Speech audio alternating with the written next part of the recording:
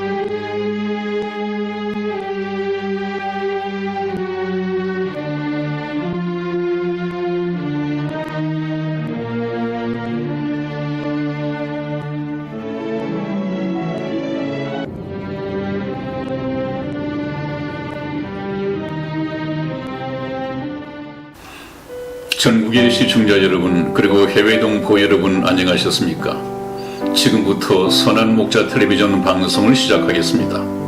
먼저 하나님께 기도드리겠습니다. 아무도 멸망치 않고 회개하여 다 구원에 이르기를 원하시는 거룩하시고 자비하신 하나님 아버지, 오늘도 하나님께서 구원하시기를 기뻐하시는 선한 목자 텔레비전 시청자들과 함께 예수님의 하나님 되심에 대한 증거를 공부하도록 허락하신 은혜를 감사합니다. 믿음은 들음에서 나며 들음은 그리스도의 말씀으로 말미암는다고 하셨사오니 간절한 마음으로 말씀을 받게 하시고 겸손한 마음으로 화답하게 도와주시옵소서. 아멘. 우리 주 예수님의 이름으로 기도하였습니다. 아멘.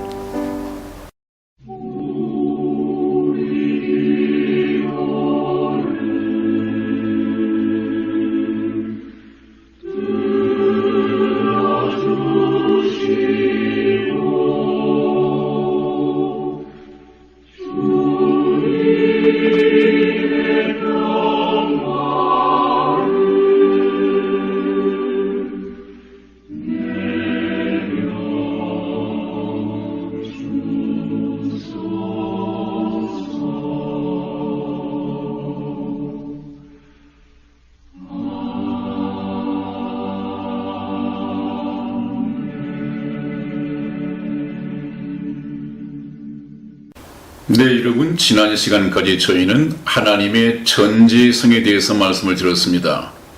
이 전지성은 좀 인간들보다 많이 안다 하는 수준이 아니라 아예 모르시는 것이 없다.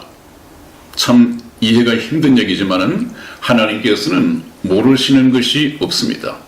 그 하나님의 속성 가운데에서 그 전지성을 신약시대에 오셨던 예수님이 그대로 전지성을 가지고 계셨다. 이 전지성은, 하나님의 속성은 인간과 공유할 수 없는 것인데 육체로 오신 예수님께서 하나님만이 가지고 있는 전지성을 유감 없이 나타내셨다.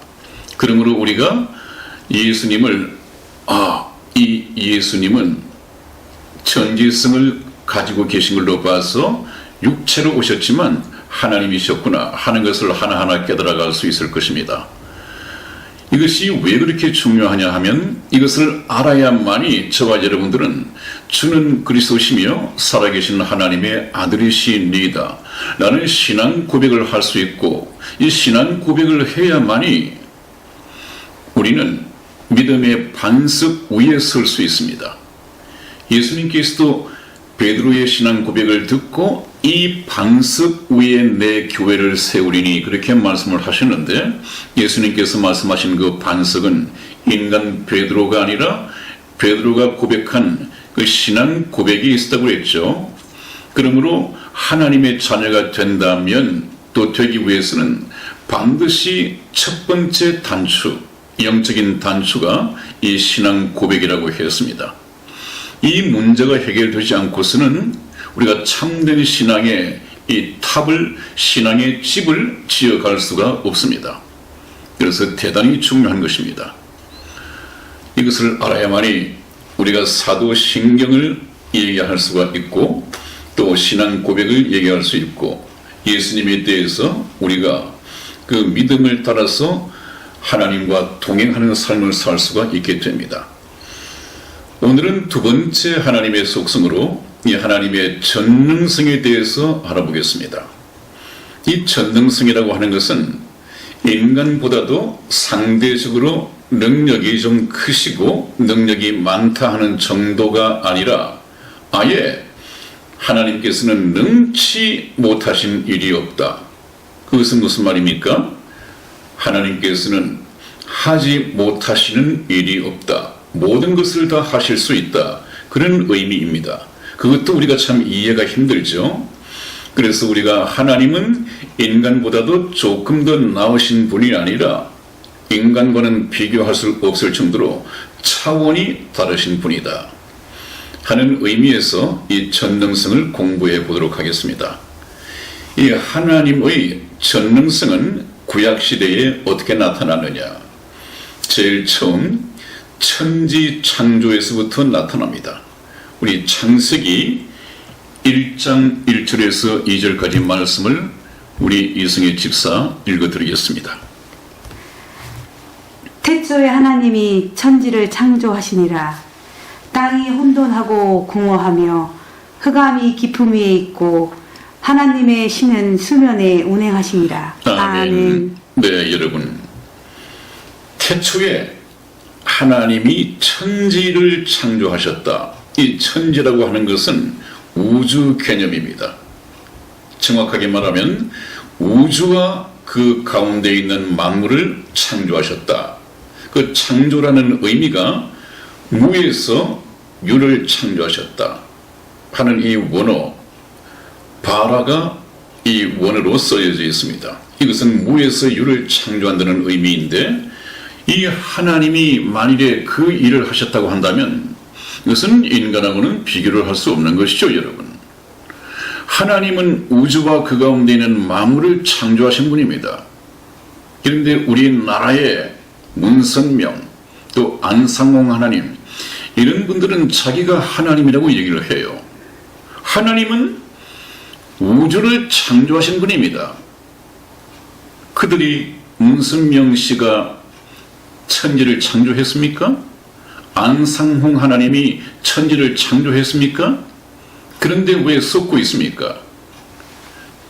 교회를 다니지만 이 하나님에 대해서 모르니까 그 사람들이 하나님일 수도 있겠구나. 여기에 미혹된단 말이죠. 창세기 1장 1절 이 부분만 정확하게 설교 말씀을 듣고 깨달았다고 하더라도 그런 미혹에는 안 빠질 것 아니에요. 하나님께서는 우주와 그 가운데 있는 만물을 창조하신 전지전능하신 분입니다.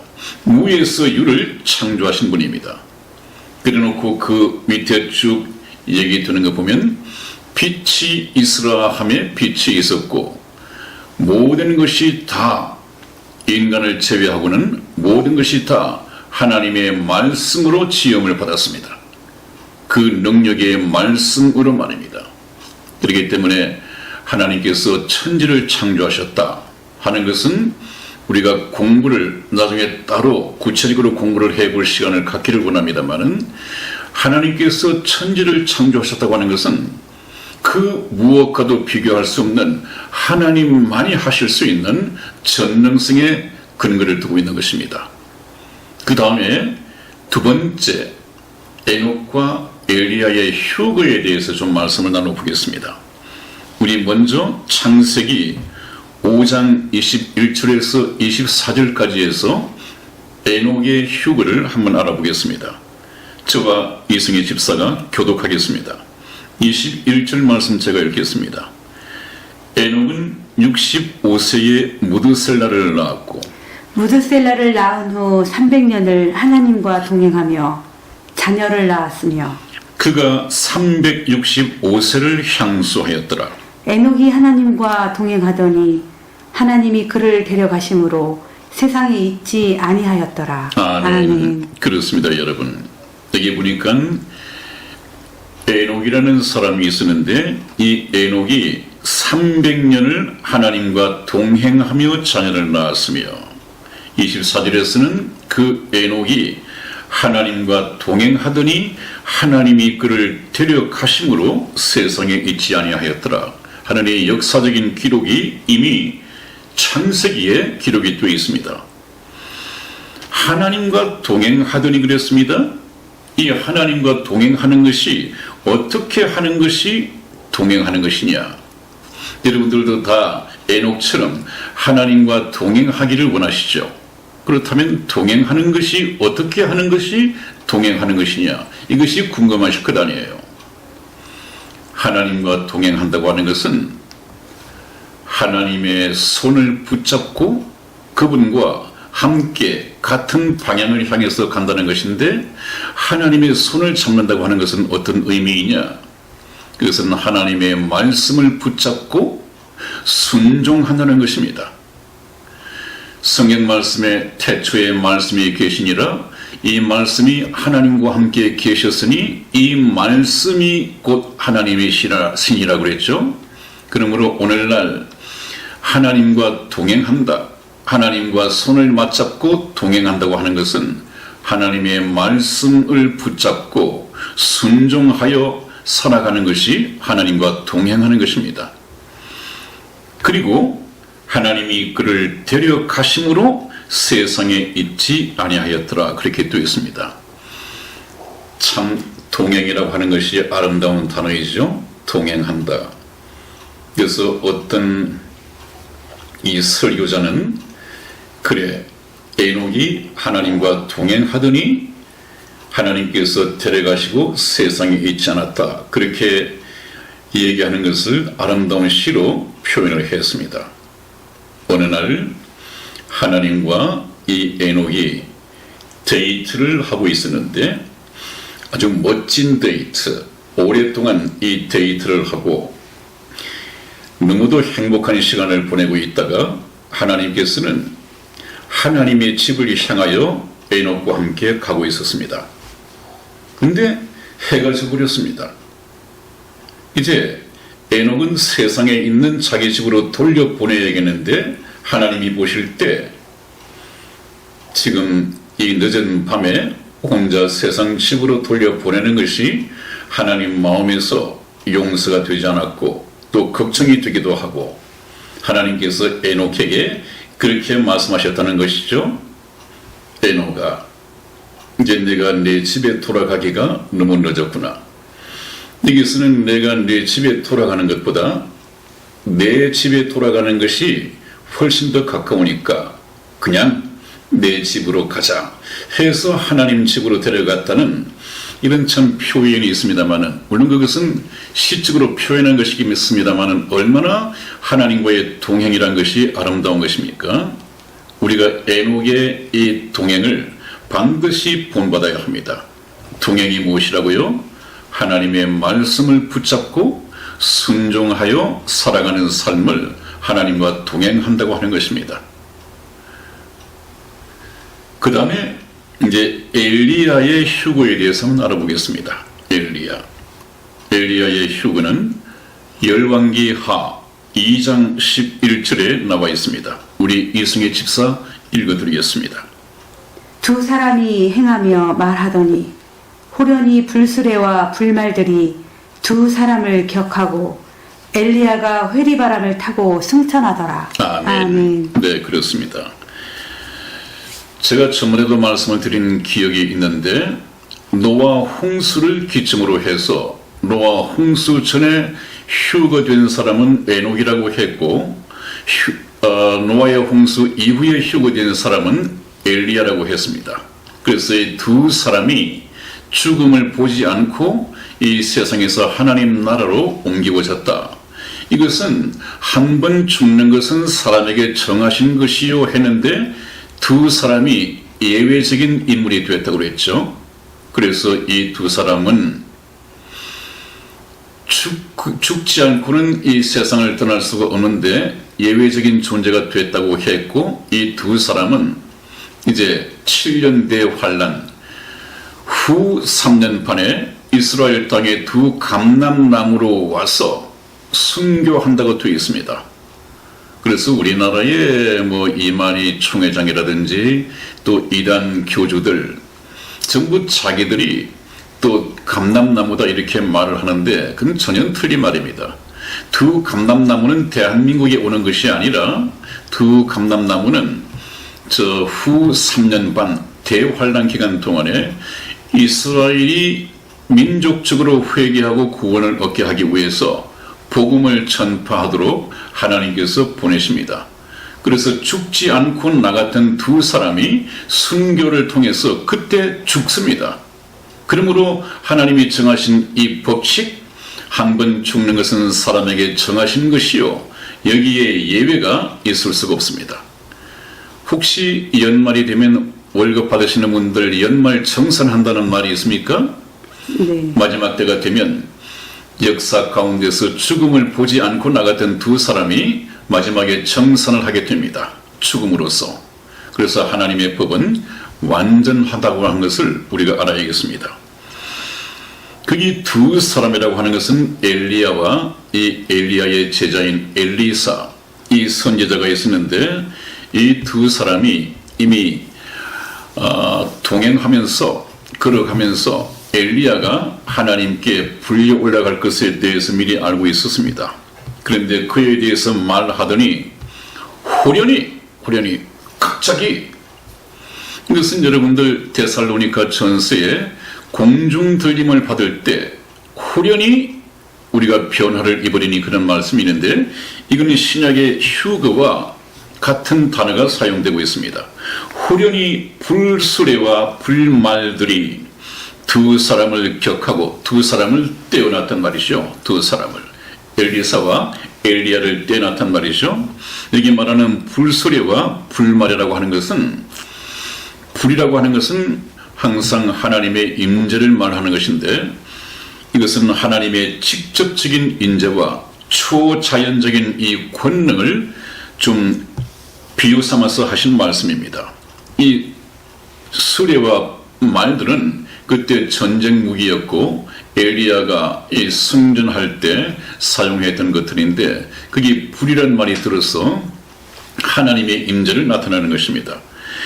이 불수레와 불말들이 두 사람을 격하고 떼어놓고 엘리야가 회리바람을 타고 승천하였더라, 그렇게 기록이 되어 있습니다. 이 회리바람이라고 하는 것은 그냥 뭐 쓰나미처럼 뭐 이런 바람이 아니고요. 회리바람이 아니고 폭풍 가운데 임재하신 하나님의 능력을 나타낸다, 이렇게 말씀하면 되겠습니다. 폭풍 가운데 임재하신 하나님의 능력으로 하늘나라로 옮기고졌다, 승천했다. 이것 또한 바로 휴거의 모형입니다. 여러분, 교회가 마지막 시대에 휴거할 것, 이것을 미리 모형적으로 구약 때 보여주셨습니다. 항상 성경은 그렇게 진행이 되고 있습니다. 그래서 에녹과 엘리야의 휴거를 통해서 하나님의 전능성을 구약에서 보여주셨습니다. 이 전능성은 바로 신약시대의 예수님을 통해서 교회가 휴거될 때 나타날 것입니다. 그 다음에 또 하나, 태양이 정지했다 하는 이 놀라운 이 기록이 성경 말씀에 있습니다. 여러분, 태양은 원래 제자리에 정지해 있죠. 지구가 움직이기 때문에, 지구가 공전을 하기 때문에 태양 주위를 돌게 되어 있는 건데, 그냥 흔히 하는 말로 해가 떠서 진다, 이런 개념에서 볼 때 태양이 정지해 있었다 하는 이 성경 말씀의 기사가 두 군데서 나타나게 됩니다. 이거 한번 보십시오. 지구가 자전을 멈추었다는 얘기 아니에요. 이것이 어떻게 가능한 것입니까? 하나님이 하신다면 하실 수 있습니다. 하나님은 전능하신 분이기 때문에 얼마든지 가능한 얘기입니다.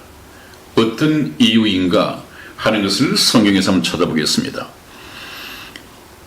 여호수아 10장 12절에서 13절까지 말씀을 교독하겠습니다. 12절 말씀 제가 먼저 읽겠습니다. 여호와께서 아모리 사람을 이스라엘 자손에게 붙이시던 날에 여호수아가 여호와께 고하되 이스라엘 목전에서 태양아 너는 기브온 위에 머물러라 달아 너도 아얄론 골짜기에 그리할지어다 하며 태양이 머물고 달이 그치기를 백성이 그 대적에게 원수를 갚도록 하였느니라. 야살의 책에 기록되기를 태양이 중천에 머물러서 거의 종일토록 속히 내려가지 아니하였다 하지 아니하였느냐. 아멘. 네, 여러분, 이것은 이 여호수아 시대의 얘기입니다. 모세가 이스라엘 백성을 애굽에서 출애굽시켜서 이제 광야 생활을 끝내고 모세는 이 산에서 르보산에서 죽게 됩니다. 그런데 인도자였던 모세 바톤을 이어서 여호수아가 이제는 요단강을 건너고 하나님께서 약속하신 예비하신 적과 꿀이 흐르는 그 가나안 땅으로 가게 되어 있습니다. 그런데 이미 가나안 땅에는 원주민들이 살고 있기 때문에 전쟁을 통해서 점령하고 또 점령을 통해서 가나안에 도착하고 가나안에서도 여러 이 원주민들이 살고 있기 때문에 싸움 끝에 전쟁 끝에 차지를 해야 됩니다. 그런데 그 원주민 중에 아모리 족속이라고 하는 사람들이 있었습니다. 그래서 이 아모리 땅을 지나가야 하는데 원주민과의 전쟁이 불가피했죠. 그런데 여호수아 군대가 낮의 전투에서는 승리를 하고 진군을 합니다. 왜냐하면 그 지형을 몰라도 이미 훤하게 볼 수 있기 때문에 진군을 할 수가 있는데 이제 해가 져버리고 야간 전투에서는 지형을 잘 모르다 보니까 또 후퇴를 할 수밖에 없습니다. 하나님이 약속하신 가나안 땅으로 가서 가나안 땅을 정복하는 것은 급해 죽겠는데 이 낮의 전투에서는 조금 진군했다가 밤에는 다시 후퇴했다가 이것이 계속 되어지다 보니까 방법이 없습니다. 그래서 여호수아 장군이 하나님께 기도를 하죠. 하나님, 지금 우리가 낮에는 이기고 밤에는 후퇴를 하니까 진도가 나가지 않습니다. 그렇다면 하나님은 하실 수 있지 않겠습니까? 저 해가 지지 않도록 해를 좀 중천에 붙잡아 주십시오. 그 과연 여호수아가 알 수 있었을까요? 그 우주의 법칙을 알 수 있었을까요? 그러나 여호수아가 하나님께 그렇게 기도를 했고 이 기도가 하나님께 상달되었다는 얘기입니다. 여러분, 여기서 우리가 알고 넘어가야 할 것은 여호수아가 우주의 법칙을 알았다고 생각은 되지 않습니다. 그런데 어떻게 여호수아가 그렇게 지혜로운 기도를 할 수 있었을까 하는 것은 우리가 성경에서 한번 찾아보면 하나님의 은혜와 놀라운 사실을 발견하게 됩니다. 이것은 저와 여러분들에게도 얼마든지 적용이 될 수 있는 얘기입니다. 한번 보십시오. 로마서 8장 26절 여기 말씀을 보면 이런 말씀이 있습니다. 이와 같이 성령도 우리 연약함을 도우시나니 우리가 마땅히 빌 바를 알지 못하나 오직 성령이 말할 수 없는 탄식으로 우리를 위하여 친히 간구하시느니라. 그렇습니다. 우리가 연약하여 마땅히 이런 환경 속에서 이런 입장에서 하나님께 무엇을 어떻게 구해야 될지 모르지만 어떻게 기도해야 될지 모르지만 하나님께서는 그때 우리가 하나님께 마땅히 어떻게 무엇을 빌어야 할지 무엇을 간구해야 할지 성령께서 도우신다는 말씀이죠. 여러분들도 아마 돌이켜보면 그런 경험들이 있을 것입니다. 하나님께 기도를 해놓고 그 문제를 해결받았을 때 과연 이 기도를 내가 했는가 할 정도로 놀라울 때가 있을 것입니다.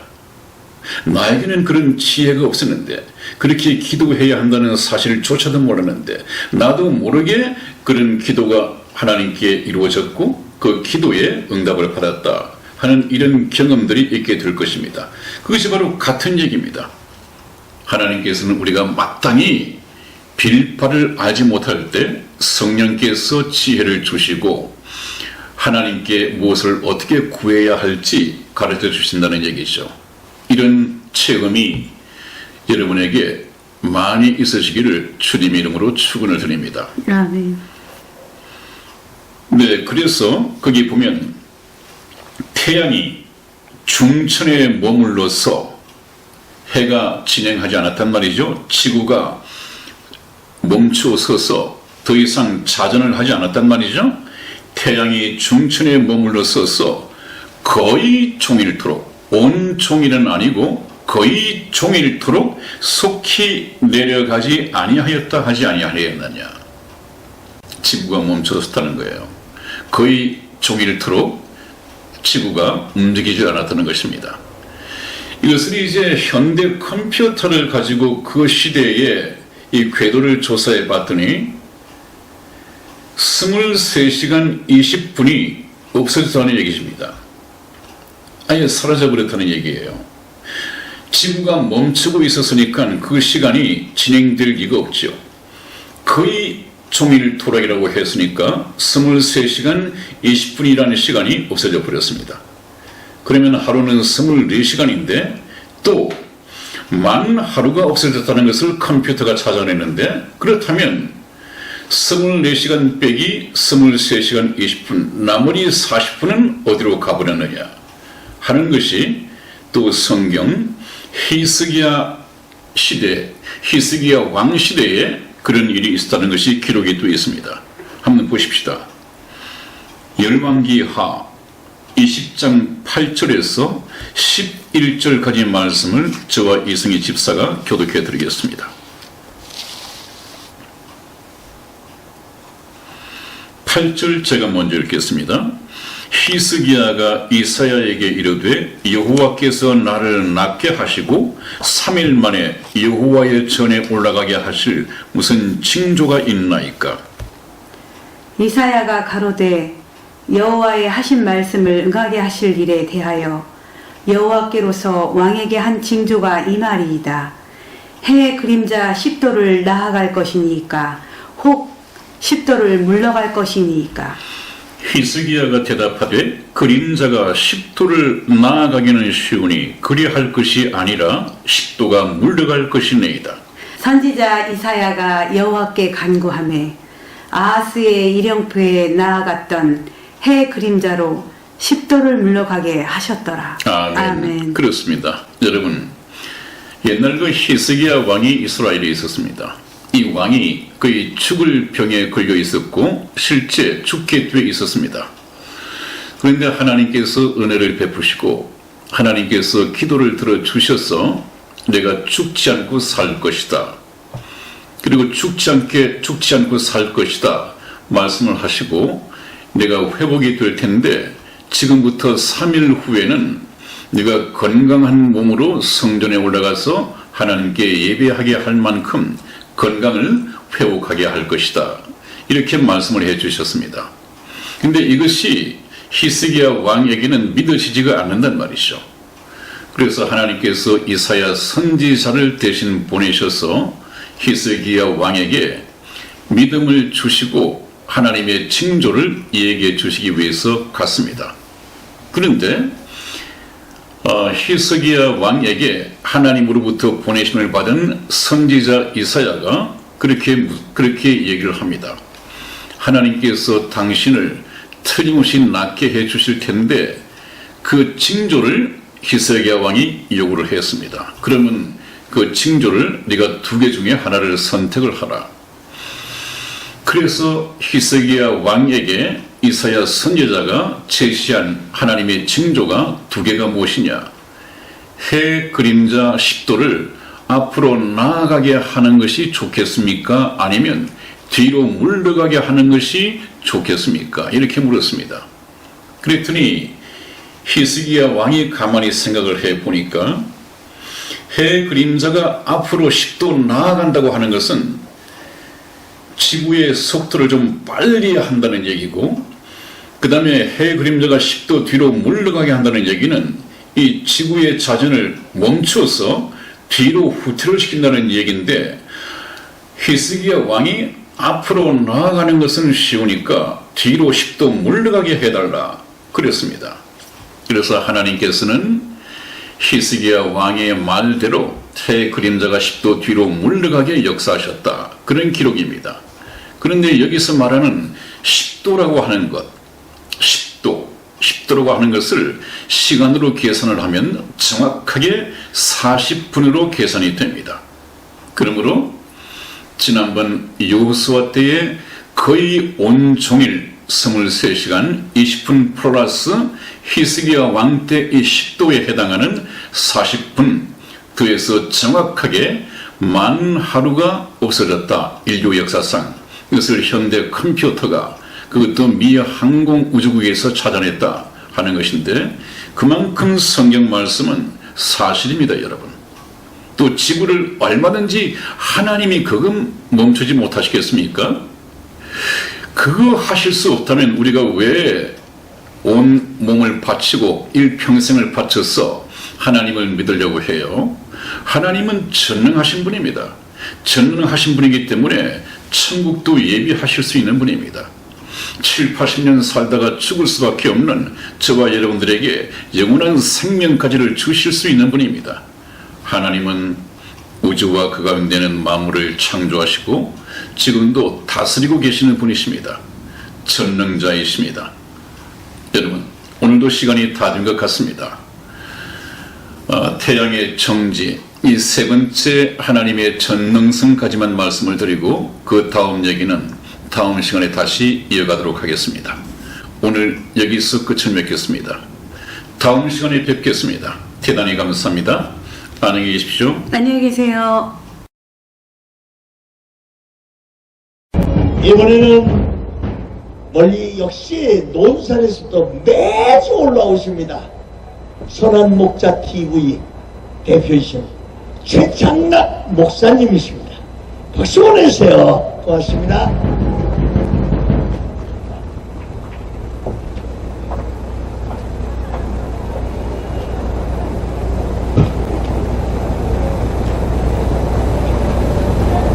하나님을 사랑하시고 하나님께서 사랑하시는 애국 성도 여러분, 대단히 감사합니다. 이 영하의 날씨에 이 차가운 아스팔트 교회에 나오셔서 같이 애국하게 된 것을 대단히 기쁘게 생각하고 또 여러분들의 애국심에 깊은 경의를 표해하지 않습니다. 오늘 여러분들 앞에 정교제 때문에 깨어진 마음의 평강을 하나님의 말씀으로 회복을 시키겠다고 한 30분간 연설을 준비했습니다마는 아마 오늘따라서 많은 목사님들이 차원에서 나오셔서 많은 시간이 없을 것 같습니다. 다행한 것은 많은 목사님들이 서서히 이제 출석을 하시고 연설을 하시는 기회가 생기는 것을 대단히 기쁘게 생각합니다.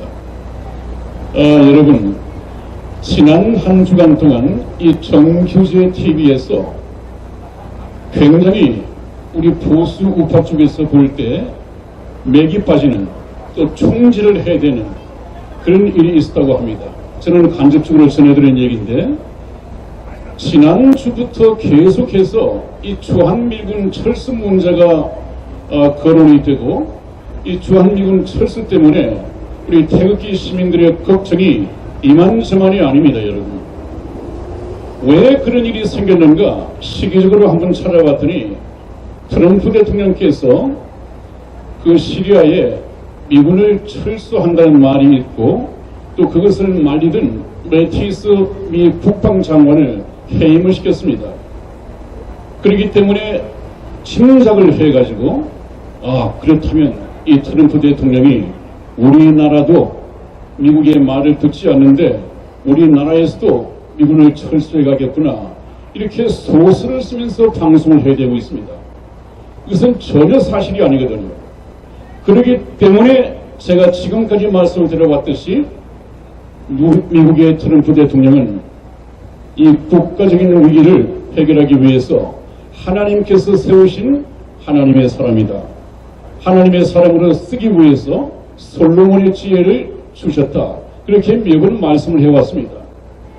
이 솔로몬의 지혜를 가진 트럼프 대통령을 이 세상은 트럼프 대통령의 지혜를 감히 감당할 수 없습니다. 논평할 수도 없습니다. 여러분 그런 말 있지 않습니까? 남자분들은 이 권투에 대해서 잘 알 텐데 물론 매티스 장군이 명장이죠. 상당히 승진을 하며 이 많은 싸움에서 전파를 올린 그 명장이라고 합니다. 그러나 이 권투 시합 같은 데서도 챔피언이 되는 것보다 오히려 챔피언을 지키는 것이 더 어렵다는 말이 있습니다. 왜냐하면 도전자들이 그 챔피언의 모든 것을 다 분석을 하고 나오기 때문에 대책을 세워서 나오기 때문에 더 이상 챔피언이 지키기가 어렵다는 것입니다. 명장, 이 매티스 국방장군이 아무리 명장이라 하더라도 지금까지 명장이었을지는 모르지만 앞으로도 명장일 것이라는 이 보장이 없습니다. 특히 솔로몬의 지혜를 가진 우리 트럼프 대통령이 볼 때는 트럼프 대통령이 가는 길은 지금까지 모든 사람들이 갔던 그 길과는 다릅니다. 전혀 새로운 길입니다. 트럼프 뒤에는 누가 있다고 했습니까? 그 배후에 하나님이 계시단 말이죠. 트럼프를 통해서 모든 것을 진두지휘하시는 분은 하나님이라는 이 믿음을 적어도 이 자리에 모이신 애국 성도 여러분들께서는 가르쳐야 합니다. 이 믿음이 흔들려서는 안 됩니다. 우리가 믿는 것은 하나님을 믿는 것입니다. 하나님은 우리가 눈으로 볼 수 없지만 트럼프를 통해서 트럼프의 메시지를 통해서 우리는 트럼프 배후에서 진두지휘하시는 살아계신 하나님을 우리가 알 수 있습니다. 먼저 정규제 TV에 대해서 잠시만 언급을 하겠습니다. 이 사람이 2월 말에 트럼프 대통령과 김정은이가 베트남에서 2차 북미 정상회담이 확정된 것처럼 말을 했다고 그래요. 그러나 아직까지 이것이 확정된 것이 없습니다. 열릴지 안 열릴지 이것은 가봐야 합니다. 그리고 트럼프는 싱가포르 1차 정상회담보다 더 대한민국 국민을 대신하고 동맹국을 버리고 트럼프가 문재인과 김정은의 손을 들어주는 결과가 될 가능성이 대단히 농후하다. 우리 태극 집회 구독자들 40만 명을 가지고 있는 이 정규제 TV가 적어도 이런 말을 해서는 안 되죠. 지금 이 시점에서. 전혀 사실도 아닙니다. 만일에 트럼프 대통령이 대한민국 이 동맹을 버릴 것 같으면 문재인이 추진하고 있는 이 남북 경협을 누가 만들 것이며 남북의 철도 연결을 누가 만들 것이며 금강산의 관광 재개를 누가 만들 것이며 개성공단의 재개를 누가 만들 것입니까? 남북 군사 합의를 누가 무효화시킬 것입니까? 이것을 트럼프 대통령이 했습니다. 근데 트럼프 대통령이 동맹을 파기할 것 같으면 포기할 것 같으면 왜 이런 일을 하고 있습니까?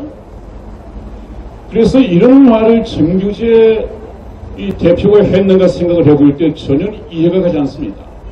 그렇다면 우리가 추측해 볼 수 있는 것이 과연 정규제가 보수 우파의 정치인 농객인가 하는 것을 의심을 해봐야 합니다. 이런 사람들 참 많습니다, 여러분. 우리 대형 유튜브 방송을 볼 때 정규제, 황장수, 조갑제 이런 사람들은 이미 가짜 보수 농객으로 이미 들통이 나 있죠. 정확하게 알고 보셔야 됩니다. 그것 때문에 하나님을 믿는 저와 여러분들이 그들의 엉터리 방송에 놀아나서는 안 된단 말이죠. 그래서 제가 또 하나를 언급을 해드리겠습니다. 또 이 사람이 트럼프의 배신이 임박했다. 트럼프는 대신 때린다. 방위비 분담금 협상에 안 되면 미군 철수한다. 1조에서 1조 5천억 사이의 협상이 결렬되면 미군은 떠난다. 이 트럼프 대통령을 어떻게 보는 것입니까?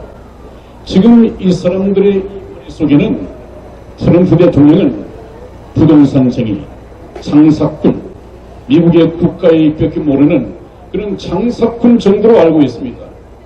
그런 고정관념을 가지고 트럼프를 바라보는데 어떻게 하나님의 사람인 트럼프 대통령을 알 수가 있겠습니까? 지금 이 정치 논객들, 특히 정교재는 정치 전문가가 아니지 않습니까? 경제 전문가입니다. 그 다음에 다른 정치 논객들도 우리나라의 이 3류, 4류, 지금까지 정치 논평해온 대상이 누굽니까? 김영삼, 김대중, 노무현, 문재인, 이런 대통령들을 정치 논평하면서 그런 시각, 그런 수준을 가지고 미국의 역대 가장 훌륭한 하나님의 사람인 트럼프 대통령을 논평한다? 그걸 이해할 수 없을 것입니다. 차라리 저와 여러분들이 낫지 그 사람들이 어떻게 트럼프 대통령을 이해를 할 수 있겠습니까? 트럼프 대통령의 작전을 이런 삼류 정치인 농객들이 눈치챌 수 있다면 그것은 솔로몬의 지혜가 아닙니다. 여러분, 솔로몬의 지혜가 어떤 것입니까? 제가 솔로몬의 지혜를 주셨다 했는데 오늘 잠시 시간 있으니까 말씀을 드리겠습니다. 지금부터 3000년 전에 다윗의 아들 솔로몬 왕이 이스라엘을 통치할 때입니다. 그 당시는 왕이 직접 국민들의 이 재판도 담당을 했었습니다. 그런데 어느 날 두 여인이 서로 아들 하나를 데리고 와서 전부 자기 아들이라고 하는 것입니다. 근데 성경 말씀을 보면 그 두 여인은 창녀인데 3일 간격으로 서로 아들을 낳았습니다. 그런데 어떤 한 여인이 잠을 자다가 자기 아들 하나를 깔아뭉개 죽여버렸습니다. 그리고 나서 보니까 아들이 죽었단 말이에요. 이 죽은 아들을 옆에 여인의 아들과 바꿔치기를 했습니다. 이제 큰일 났습니다. 서로 자기 아들이라고 이렇게 고집을 합니다. 주장을 합니다. 그래서 저는 대책이 있을 수 없으니까 왕께, 솔로몬 왕께 재판을 청구했습니다. 솔로몬이 재판하는 과정에서 서로 전부 자기 아들이라고 이렇게 고집을 하니까 한치 양보도 없으니까 그 당시는 이 DNA 유전자 조사도 할 수 없는 시대니까 어떻게 해야 합니까? 정말 힘든 재판 아니겠습니까? 그래서 솔로몬 왕이 지혜를 짭니다. 하나님으로부터 받은 지혜가 있습니다. 그때 사용을 했습니다. 신하를 보고 너희가 칼을 가져오라. 칼을 가져와서 이 아들을 반으로 나누어서 반씩 나누어 주라. 여인에게. 옆에 사람들이 깜짝 놀랐습니다. 또 옆에 사람들이 이 왕이 미쳤나? 이렇게 생각했을 것입니다. 그러나 솔로몬의 그 말을 듣고 한 여인이 울면서 통곡을 했습니다. 왕이시여, 저 아들을 반으로 나누지 말고 그냥 살아있는 아들을 저 여인에게 주십시오. 저 여인이 자기 엄마가 맞습니다. 솔로몬 솔로몬 왕은 재판이 끝났습니다. 이 아들을 울며 통곡한 저 여인에게 주라. 저 여인이 모성애를 가진 진짜 어머니다. 명쾌한 결론을 내렸고 이 솔로몬의 재판이 오늘날까지 지혜를 얘기할 때 반드시 언급이 되는 부분입니다. 이렇게 감당할 수 없는 솔로몬의 지혜를 하나님의 사람 트럼프 대통령이 현재 가지고 있다는 말이에요. 거기다가 대책이라고 내놓은 것이 차라리 보수가 성조기를 내리고 주한미군 떠나라고 요구하자 우리는 핵폭탄을 만들겠다고 선언하자. 이 얘기를 누가 들었으면 제일 좋아하겠습니까? 북한의 김정은이나 우리 문재인이 들었으면 가장 입맛에 맞는 종북 주사파들의 주장입니다. 이것을 정규제 입에서 나왔는가 의심이 될 정도입니다. 핵폭탄을 만들어요? 아예 지금 주한미군만 빼버리면 그 다음날 바로 북한이 쳐내러 와서 우리 문재인이 그렇게 하지 않았습니까? GP 전부 철수해버리고 탱크가 밀고 내려올 수 있도록 모든 장애물을 다 치워버렸고, 이 상태에서 핵폭탄을 언제 만들자는 얘기입니까? 또 문재인이 핵폭탄을 만들 것 같습니까? 이런 대책을 내놓고 국민들을 아주 기가 죽게 만들고 불안했더니 만들었답니다. 이 말도 말 같지 않은 말에 지혜로운 저와 여러분들은, 하나님의 사람들은 절대 놀아나서는 안 됩니다. 제가 결론적으로 말씀드렸지 않았습니까, 여러분?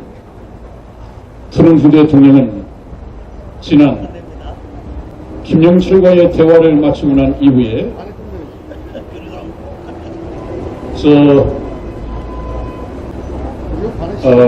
부통령을 통해서 부통령이 그렇게 말을 했습니다. 우리 미국은 미국과 동맹국을 위협하는 북한의 핵무기가 자기들이 다 처리할 때까지 기다리겠다고 그렇게 말을 했습니다. 여러분, 이 남북회담, 아니 미북 정상회담은요, 이것이 협상이 아닙니다. 정치 농객들 전부 다 두 정상이 만나서 협상을 한다고 하는데 협상이 아닙니다. 1차 싱가포르 회담 때 이미 항복을 선언받았고, 이 트럼프 대통령이 북한에 일방적으로 요구를 했습니다. 핵무기를 완전히 없애라. DBID 완전히 검증 가능하고 돌이킬 수 없도록 핵무기 문제를 해결하라. 시간을 주겠다. 그렇게 말했습니다.